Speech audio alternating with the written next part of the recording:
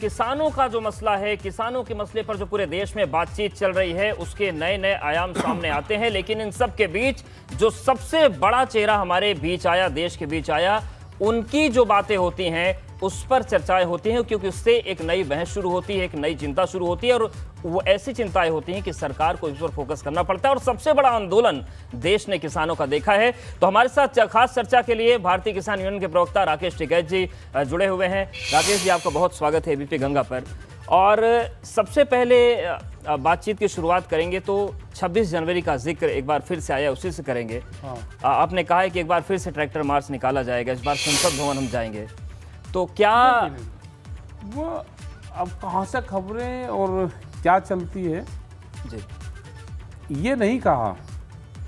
ये कहा कि 26 जनवरी की तर्ज पे जी, अब की बार गांव में मार्च लोग निकाल लेंगे। अच्छा, ये गांव के लोगों ने कहा। और जहाँ तक पार्लियामेंट की बात आई, वो ये आई थी कि किसान पहले भी ना लाल किले पे कोई जाना चाहता था, अगर किसान जाता तो पार्लियामेंट पे जाता, ये कहा था। और आगे कभी किसान जाएगा अगर दिल्ली में आएगा तो उसका टारगेट पार्लियामेंट रहेगा। आगे कभी भी कोई चीज़ होगी जी, जो पार्लियामेंट हमेशा रहता है, लाल किला कोई कानून तय करता है क्या? तो ये कहा था कि अब की बार जो लोग गांव के लोग कह रहे हैं जी, कि हम मार्च निकाल लेंगे अब अपने गांव में तिरंगे झंडे लगा के, फ्लैग लगा के। तो यानी कि जो इस 26 जनवरी को मार्च निकलने वाला है वो तमाम देश के गांव में अपने गांव में लोग अपने ट्रैक्टर से फ्लैग लगाएंगे और अपने अपने गांव में भी घुमाएंगे, अपने खेत में, गांव में। तो ये उनका प्रोग्राम गांव वालों का है। तो यानी कि इस बार दिल्ली आने का प्लान नहीं? दिल्ली का नहीं जी। लेकिन जिस तरीके से खबरें छाई हुई हैं सोशल मीडिया पर और तमाम तस्वीरें भी वायरल हो रही हैं, लाल किले वाली संसद की बात आ रही है, तो क्या मानते हैं कि लोगों ने अपने मन से गढ़ दी, या जिन शक्तियों की आप बात कर रहे थे पिछली बार, कुछ लोगों ने किसानों के बारे में भ्रम फैलाया, वो भ्रम फैलाने की कोई कोशिश कर रहा है? कल ये वहाँ पर हरियाणा का एक बयान था, तो बयान को समझने में चैनल वालों का किसी का फर्क रहा। एक चैनल ने उठाया, दूसरे चैनल ने फिर उसी पे वो डाल दिया, और हमने इसको फिर रात को जब 10 बजे हमको पता चला इस तरह का है, तो हमने फिर अपनी तरफ से उस पर वो दे दिया था कि बयान ये नहीं, ये गलत तरीके से बयान चल गया है। अब वो समझने में फिर रही होगी उनका क्या रहा है। तो ये नहीं, गांव के लोग ये चाहते हैं कि दिल्ली की तर्ज पे, तो उन्हें दिल्ली की तर्ज और दिल्ली की तरफ में, दिल्ली की तर्ज और दिल्ली की तरफ, वो दोनों में जो अक्सर का जो फर्क रहा, वो फर्क इसमें रहा होगा कि अब की बार हम मार्च निकाल लेंगे। ठीक है। 15 तारीख को जो संयुक्त किसान मोर्चा की बैठक होने जा रही है, तो क्या क्या मसले रहेंगे? क्योंकि आंदोलन का समापन जब हुआ उस वक्त भी आपने कहा था कि ठीक है एक विराम है, लेकिन अगर चीजें वादे के मुताबिक नहीं हुई तो फिर हमें कोई दिक्कत नहीं। ये जो आंदोलन है, ये समाप्त और खत्म आंदोलन कभी नहीं होते। आंदोलन का एक किस्म से विराम होता है, आंदोलन स्थगित होते हैं, और भारत सरकार से जो समझौते हुए हैं, भारत सरकार उन समझौतों पर काम करे। पूर्ण रूप से एमएसपी पे कानून बनाने के लिए कमेटी बनने की बात करी, तो वो कमेटी नहीं बनाई, तो उस कमेटी को बनाए।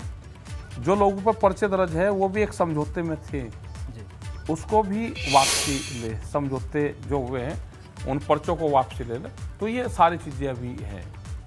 उत्तर प्रदेश का अगर हम बात करें या गन्ना भुगतान की बात करें कहीं कभी, तो भुगतान भी नहीं हो रहा, लेकिन वो स्टेट गवर्नमेंट से हमारा है।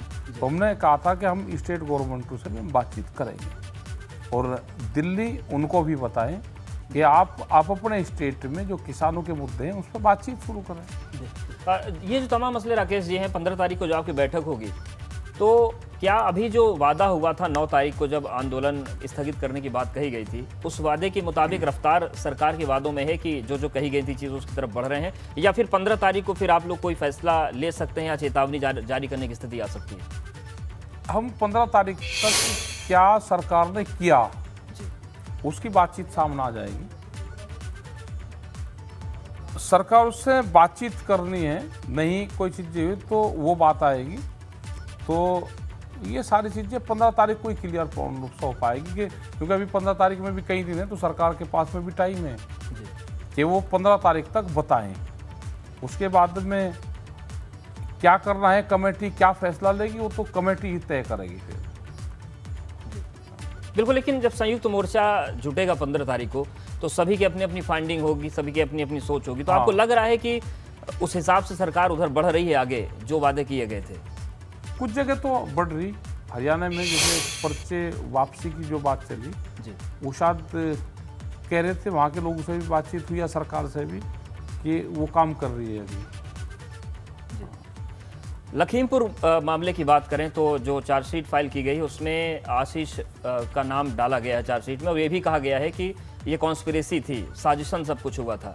लखीमपुर कांड जब हुआ तो आप ही की गाड़ी एक थी जो वहां पर मुझे लगता है कि थोड़ी रफ्तार से पहुंच पाई थी, बाकी तो सबको रोका गया। तो आप मानते हैं कि ये जो चार्जशीट दाखिल हुई है इससे आप संतुष्ट हैं या फिर कुछ और होना चाहिए? नहीं, ये तो बिल्कुल ठीक है। जो प्रशासन, सरकार और सुप्रीम कोर्ट की गाइडेंस में जो काम चल रहा वो भी ठीक है, लेकिन उसमें कुछ दूसरे लोगों को भी गिरफ्तारी हो रही है, वो पूर्ण रूप से गलत है। जो दूसरे पक्षों की गिरफ्तारी हो रही है, किसानों की भी गिरफ्तारी वहाँ पर हो रही है, वो गलत है। वो दिखा रहे हैं कि किसान वहाँ पे डंडे ले रहे थे। किसान तो जब विरोध करने गया तो झंडा डंडा वो साथ रख रहा था। तो किसी के अगर फुटेज आ गए तो फुटेज का मतलब ये नहीं कि वो हमलावर था, तो अपने घर वापसी जा रहा था अपना सामान लेके, तो उसके आधार पर उनकी गिरफ्तारी कर रहे हैं, वो पूर्ण रूप से गलत है। और जो अजय टैनी है उसकी गिरफ्तारी नहीं हुई और उसने अभी इस्तीफा नहीं दिया, वो भी जेल जाए। बहुत से राज वो भी बताएगा, वहाँ से भी बहुत से राज मिलेंगे। बिल्कुल। अब चुनाव के मुहाने पर उत्तर प्रदेश पहुंच गया है, तो क्या सियासी तौर पर किसानों की स्थिति ज़्यादा मजबूत हो? इस पर आप वहाँ पर कुछ करने वाले हैं, कोई रैली या कोई किसानों की जनसभा? क्योंकि किसानों के बहुत सारे मसले हैं जी, तो क्या उसको लेकर एड्रेस करेंगे आप उत्तर प्रदेश में? हम मीटिंगें अपनी करते रहते हैं जी, और मीटिंग की जरूरत होगी तो मीटिंग करेंगे। हमारे तो जो किसानों के इशू हैं वे इशू हमारे रहेंगे। फसलों के दाम नहीं मिलते, उस पर एमएसपी पे खरीद नहीं होती, और उत्तर प्रदेश में सबसे कम खरीद होती है। उसमें से आलू का किसान हो वो भी पूर्ण रूप से बर्बाद है, और अब की बार बहुत बड़ी संख्या में आलू की बुआई हुई है जी। तो अब के देखो कि क्या आलू का होता है। सरसों भी है, सरसों आ गई, तो सरसों जैसे ही किसान की सरसों आनी शुरू हुई तो रेट उसके डाउन होने शुरू हो गए। गेहूँ, मक्का, ये है, इनकी भी खरीद नहीं होती वहाँ पे। गन्ने का पिछले साल का भी बहुत भुगतान अभी रह रहा है, लेकिन दिल्ली की हम सड़कों पर जाएंगे तो वहाँ पे बोर्ड लगे हुए हैं जी। नोएडा में भी बोर्ड लग रहे हैं कि गन्ने का भुगतान हो गया। मतलब विज्ञापन में ज़्यादा खर्च हो रहा है और सरकार धरातल पे कम काम करती है। मतलब विज्ञापन के माध्यम से जनता को बहका नहीं जा सकता। तो हकीकत कुछ और है जी, और दिखाते कुछ और हैं। बिल्कुल। और सवाल एक चुनाव से जुड़ा हुआ है। आप कुछ समय पहले पश्चिम बंगाल गए थे, फिर छत्तीसगढ़ भी आप गए थे। दिल्ली में भी जब एक तस्वीर हमने देखी थी आधी रात को कि जब लग रहा था कि किसानों को हटाया जाएगा, तो उस वक्त भी दिल्ली की सरकार की तरफ से पानी वगैरह मुहैया कराया गया। तो जिन भी सरकारों की मुखिया से आप मिलते हैं, वो केवल आपके आंदोलन को उन्होंने सपोर्ट किया, या वो ये आश्वासन देते हैं कि उनके राज्यों में ये मांगे पूरी की जाएंगी जिसके लिए राकेश टिकैत जी ने इतना बड़ा आंदोलन खड़ा किया और इतने किसान टिके रहे? नहीं, वो करने की कोशिश करते हैं। छत्तीसगढ़ गए तो वहाँ के मुख्यमंत्री ने बताया कि हम 2,500 रुपये क्विंटल, 500 रुपये से भी ज़्यादा का हम बोनस अपने जो धान का किसान है उसको देते हैं। और उन्होंने कहा कि हमने एक फाइल, एथनॉल बनाने की फाइल दिल्ली भेजी हुई है भारत सरकार को। अगर हमको परमिशन दे देंगे तो हम ये फसलें एमएसपी से ज़्यादा पे हम खरीद करेंगे यहाँ पे। तो हमारी फाइल मंजूर नहीं हुई, ये चीज़ें उन्होंने बताई जी। वो 9,000 रुपये प्रति एकड़ के हिसाब से सब्सिडी भी किसानों को देते हैं प्रति एकड़ जी। वो यहाँ पर नहीं है। जब तक प्रति एकड़ डायरेक्ट सब्सिडी वाला कॉन्सेप्ट नहीं आएगा तो किसान सर्वाइव नहीं करेगा। तो इस संबंध में योगी जी से मुलाकात करेंगे आप? जरूरत होगी तो बिल्कुल करेंगे। बिल्कुल। एक चीज़ और हम लोगों ने देखी कि जब आंदोलन चल रहा था उस दौर में जो भी बयानबाजी सरकार की तरफ से हुई, आंदोलन जी भी कहा गया हो, जो भी कहा गया, हालांकि बाद में चीज़ें क्या रहीं, लेकिन ये भी तस्वीर देखने को मिली कि आपके पश्चिमी उत्तर प्रदेश में बीजेपी के नेताओं का विरोध हो गया, कई जगह पर तो विधायकों को भी खदेड़ा गया। तो क्या वो स्थिति अब बनी रहेगी, जो चुनावी या सियासी विरोध होता है वो होगा, या फिर अब आपने किसानों को ये बोल दिया है कि अब आप देख लीजिए कि कौन आपको बेहतर लगता है? नहीं, किसान अपने आप देख लगा, मैं कहने की जरूरत ही नहीं है भाई। जब वे लोग जाएंगे वहाँ पर वोट मांगने तो वे तो वही बताएंगे जो वोट मांगने वाले जाएंगे कि हमने गलत कहा था या सही कहा था। जी तो लोग क्वेश्चन तो उनसे करेंगे। 13 महीने तक लोग बैठे रहे यहाँ, जी, तो क्वेश्चन करेंगे। जो किसान अपनी फसल कम रेट में बेचता है, बिल्कुल, और किसानों तो का मसला है। बिल्कुल, वक्त क्वेश्चन कम है। एक आखिरी सवाल आपसे। अखिलेश यादव ने कहा है कि 300 यूनिट बिजली फ्री और किसानों की सिंचाई का जो खर्चा था वो माफ, तो ये मानते हैं कि ये अच्छा कदम है? इन्होंने पहले भी, अखिलेश यादव ने जो सिंचाई थी वो फ्री की थी, जी, नहर और जो सरकारी ट्यूबवेल थी उसका फ्री किया था इन्होंने। तो अब देखें हैं कि किसकी सरकार आएगी, क्या आएगी। अब इनको वादे करने चाहिए और लिखित पत्र अपने घोषणा पत्र में लेकर आना चाहिए हर पार्टी को। राकेश टिकैत किसके साथ है?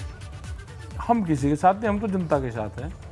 हमारे भरोसे कोई ना रहे जी, हम जनता के साथ हैं। ठीक है, धन्यवाद टिकैत साहब हमसे जुड़ने के लिए, बातचीत करने के लिए। तो राकेश टिकैत जी ने साफ कहा है कि वो जनता के साथ हैं और किसानों के हित में जो काम करेगा उसके साथ राकेश टिकैत भी हैं, किसान भी हैं, और बाकी ये किसानों पर है और जनता पर है कि वो किसको चुनते हैं। इस खास बातचीत में फिलहाल